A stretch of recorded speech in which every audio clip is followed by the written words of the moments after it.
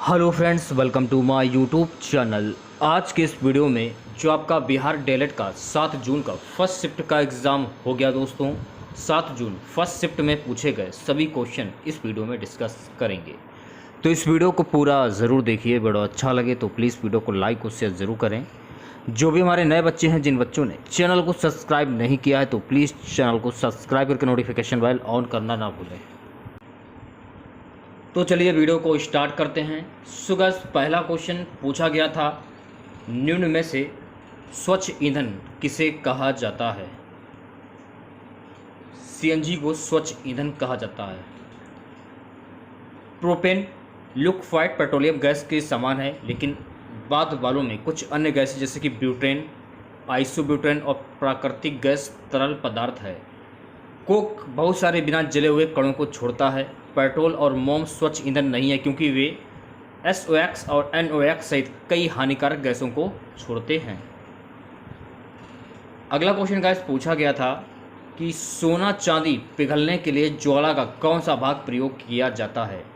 सोना चांदी पिघलने के लिए ज्वाला का ऊपरी भाग प्रयोग किया जाता है। फैक्ट की अगर हम बात करें, सोने और चांदी को पिघलने के लिए स्वर्णकार ज्वाला के सबसे बाहरी क्षेत्र का उपयोग करते हैं, क्योंकि यह क्षेत्र ज्वाला के सभी क्षेत्रों में सबसे अधिक गर्म भाग है।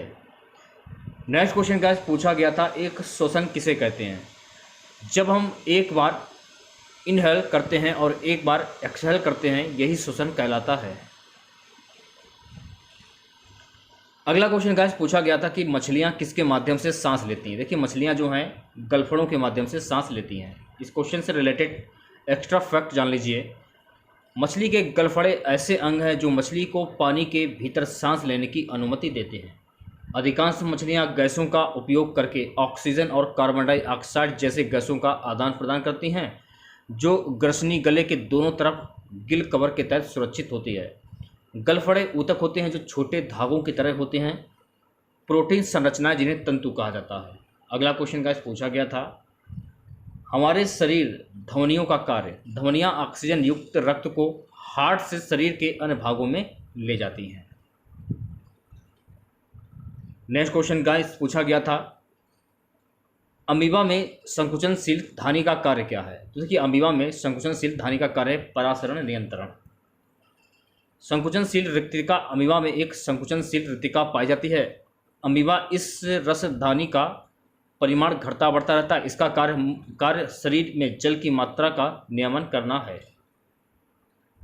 गाइस, अगला क्वेश्चन पूछा गया था कि वयस्क मनुष्य में कौन सी ग्रंथि सबसे बड़ी है?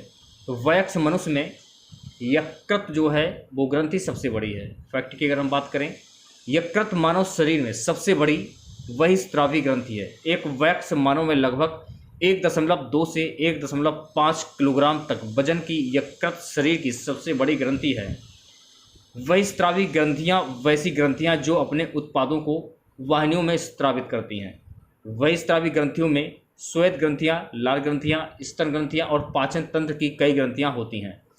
वही स्रावी ग्रंथियों की संरचना को 2 भागों में विभाजित किया गया है। पहले है वाहिनी भाग, दूसरा है ग्रंथिमय भाग। नेक्स्ट क्वेश्चन गाइस पूछा गया था कि स्तनधारी थाइमस किससे संबंधित है? तो स्तनधारी थाइमस जो है प्रतिरक्षा कार्य से संबंधित है। ठीक है। फैक्ट की अगर हम बात करें, थाइमस एक बहुखंड वाला अंग है जो हृदय के पास स्थिर होता है और स्तन के नीचे होता है। जन्म के समय ये काफ़ी बड़ा होता है, लेकिन उम्र के साथ धीरे धीरे कम होता जाता है। थाइमस टी लसिकाणुओं के परिपक्वता और विकास के लिए आवश्यक सूक्ष्म वातावरण प्रदान करता है।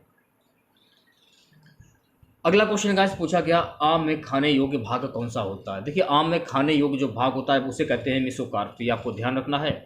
दूसरी बात, आम का वैज्ञानिक नाम होता है मैगीफेरा इंडिका। ये आपको ध्यान रखना है। यह एक उष्णकटिबंधीय फल है जो दक्षिण पूर्व एशियाई देशों में आम है। आम में फल को रूप कहा जाता है। ये भी आपको ध्यान रखना है। वे मोनोकोपलेरी बेहतर अंडाशय से विकसित होते हैं और एक बीज वाले होते हैं। नेक्स्ट क्वेश्चन गाइस पूछा गया था, निम्न में से बंजर भूमि पर सबसे पहले क्या होता है? देखिए, बंजर भूमि पर सबसे पहले लाइकेन होता है। ये आपको ध्यान रखना है। एंजाइम होते हैं। देखिए, एंजाइम जो है ये प्रोटीन होते हैं। एंजाइम अमीनो अम्ल से बने प्रोटीन होते हैं। यह एक बहुत ही विशिष्ट और अनूठे क्रम में एक साथ सैकड़ों हजारों अमीनो अम्ल से बना होता है। कोशिका के अंदर कोई भी रासायनिक अभिक्रिया या कोशिका के अंदर जाने वाले किसी भी कार्य को कोशिका के अंदर एंजाइमों का कार्य है। नेक्स्ट क्वेश्चन गाइस पूछा गया था, निम्न में से C4 पौधा कौन सा है। C4 की बात हो रही तो C4 पौधा है गन्ना। देखिए इसमें मक्का हुआ, गन्ना हुआ, ज्वार हुआ, अनानास हुआ, सोयाबीन हुआ, मक्का, ये सभी C4 पौधों के उदाहरण हैं।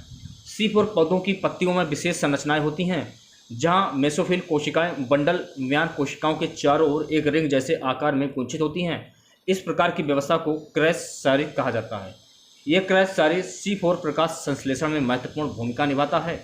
C4 पौधों में वातावरण से कार्बन डाइऑक्साइड का प्रारंभिक निर्धारण घनी पैक्ड मेसोफिल कोशिकाओं में होता है। ये आपको ध्यान रखना है, ठीक है। अब देखिए अगला क्वेश्चन पूछा गया था कि विद्युत अंग किसमें पाए जाते हैं। देखिए विद्युत अंग जो है इल मछली में पाए जाते हैं। उत्परिवर्तन किसे कहते हैं। उत्परिवर्तन आनुवांशिक गुणों में परिवर्तन को कहते हैं। अगला क्वेश्चन गाइस पूछा गया था, हृदय विस्पंदन किससे उत्पन्न होता है। तो हृदय विस्पंदन पेस मेकर से उत्पन्न होता है। मानव में पीत ज्वर के विषाणु का वाहक है। तो मानव में पीत ज्वर के विषाणु का वाहक होता है मच्छर। इसके बारे में जान लीजिए। पीला बुखार एक तीव्र वायरल रक्तस्रावी बीमारी से फैलता है। पीत ज्वर एक वायरस से फैलता है जो एंडीज एब्जिटी मच्छर द्वारा फैलता है। ये मच्छर मानवीय बस्तियों में और उनके आसपास रहते हैं, जहां वे साफ पानी में भी प्रजनन करते हैं। अब देखिए यहाँ से हिंदी के क्वेश्चन स्टार्ट हो जाते हैं। पहला क्वेश्चन पूछा गया था हिंदी का, हिंदी साहित्य का स्वर्ण युग के नाम से जाना जाता है। तो हिंदी साहित्य का स्वर्ण युग जो है भक्ति काल के नाम से जाना जाता है, ठीक है। हिंदी साहित्य का भक्ति काल स्वर्ण युग के नाम से जाना जाता है। हिंदी साहित्य के इतिहास में भक्ति काल महत्वपूर्ण स्थान रखता है। इसकी समयावधि 1375 ईस्वी से 1700 ईस्वी तक की मानी जाती है। यह हिंदी साहित्य का श्रेष्ठ युग है, जिसको जॉर्ज ग्रैंसन ने स्वर्ण काल, श्याम सुंदर दास ने स्वर्ण युग, आचार्य रामचंद्र शुक्ल ने भक्ति काल और हजारी प्रसाद द्विवेदी ने लोक जागरण कहा। संपूर्ण साहित्य के श्रेष्ठ कवि और उत्तम रचनाएं इसी में प्राप्त होती हैं। अगला क्वेश्चन गाइस पूछा गया था, निम्नलिखित में से उज्ज्वल में कौन सी संधि होगी। तो यही होगा ना, उत धन ज्वल। जब आप इसे तोड़ेंगे, तोड़ने के बाद ये संधि हो जाएगी उत धन ज्वल। अब आप देख सकते हैं तोड़ने के बाद यहाँ पे हलंत लगा है, तो यहाँ हो जाएगी व्यंजन संधि। इसको पहचानने का जो तरीका है वो मैं आपको बता रहा हूँ। जिस तरह का कोई जवाब ना हो उसको क्या कहते हैं, जिस तरह का कोई जवाब ना हो उसको कहते हैं अकाटक के। ये आपको ध्यान रखना है, ठीक है। अगला क्वेश्चन देखेगा, अतीत के चलचित्र के रचयिता कौन है। तो अतीत के चलचित्र के रचयिता है महादेवी वर्मा। अगर हम महादेवी वर्मा की अगर हम बात करें तो महादेवी वर्मा छायावाद की प्रमुख कवयित्री हैं। इसकी अन्य रचनाएं निहार, नीरजा, शांतिगीत आदि हैं। महादेवी वर्मा 26 मार्च 1907 जन्म, 11 सितंबर 1987 मृत्यु। इन्हें आधुनिक मीरा के नाम से भी जाना जाता है, ये भी आपको ध्यान रखना है। कवि निराला ने उन्हें हिंदी के विशाल मंदिर की सरस्वती भी कहा है। 27 अप्रैल 1982 को ज्ञानपीठ पुरस्कार से सम्मानित किया गया था। विधा जो उनकी है वो है रेखा चित्र। तन मन धन में कौन सा समास, ठीक है। तन मन धन में हो जाएगा द्वंद्व समास। क्यों होगा इसमें, क्योंकि बीच में योजक चिन्ह आप लोग देख पा रहे हैं, इसलिए यहाँ हो जाएगा द्वंद्व समास। खग जाने खग की भाषा, खग जाने खग की भाषा, इस लोककृति का अर्थ क्या होगा, सब अपने अपने संपर्क के लोगों की भाषा समझते हैं। अधुनातन का विलोम शब्द क्या होगा भाई, तो अधुनातन का विलोम शब्द होता है पुरातन। हिंदी की आदि कवि, हिंदी का आदि कवि किसे माना जाता है, हिंदी का आदि कवि स्वयंभू को माना जाता है, ठीक है। तो आज के इस वीडियो में बस इतना ही। आशा करते हैं कि आज का वीडियो आप लोगों को पसंद आया होगा। वीडियो अच्छा लगे तो प्लीज़ वीडियो को लाइक और शेयर जरूर करें। जो भी हमारे नए बच्चे हैं, जिन बच्चों ने चैनल को सब्सक्राइब नहीं किया तो प्लीज़ चैनल को सब्सक्राइब करके नोटिफिकेशन बेल ऑन करना ना भूलें। तो मिलते हैं नेक्स्ट वीडियो के साथ। जय हिंद, जय भारत।